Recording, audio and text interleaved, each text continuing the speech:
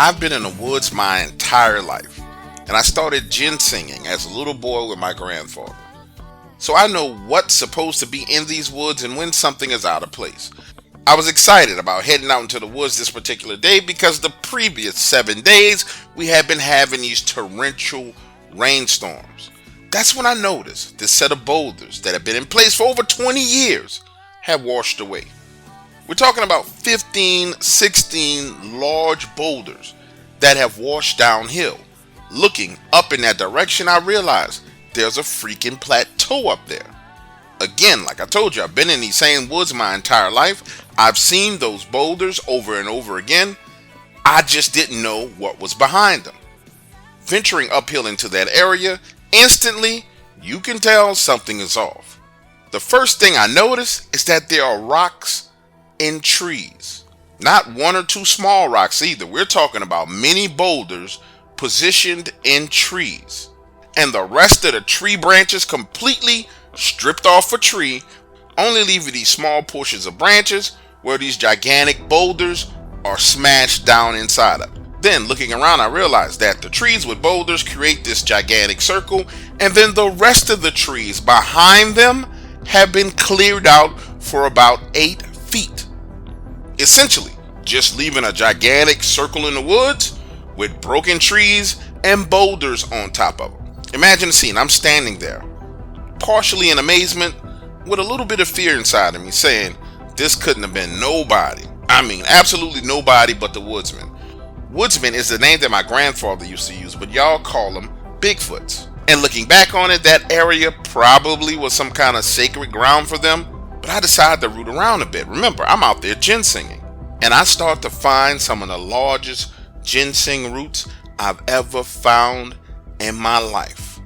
10 minutes later, it dawns on me that this area is a freaking jackpot. So now I done got excited. I'm on the ground digging and rooting, pulling up ginseng, stuffing it in my bag. Normally I would spend a whole day and possibly find a pound, maybe a pound and a half of ginseng. But in 10 minutes in this area, I done dug up 6 pounds. It's growing everywhere. Then the rocks start flying in at me. Small rocks at first, just hitting trees. Then bigger size rocks, the size of my fist, start to hit the trees right above my head.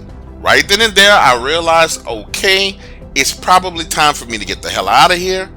But I don't think I was moving fast enough for these creatures, because as I'm walking back to the area to go back downhill, it sounds like a freaking chimpanzee zoo cage out there. It scares the living hell out of me.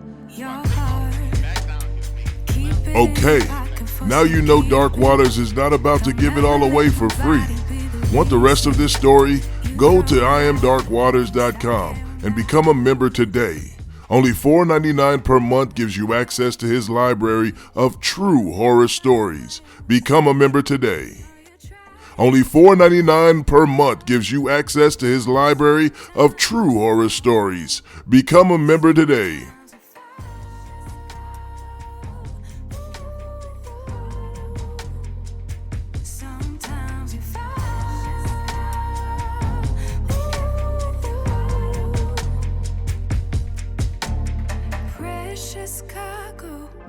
Be careful with my heart, oh. Say I'm not sensitive, but I can sense if it's right for me. Don't let your head get in the way. Can't be defined by your mistakes. You know you try really hard. But sometimes you fall. Yeah, sometimes you fall.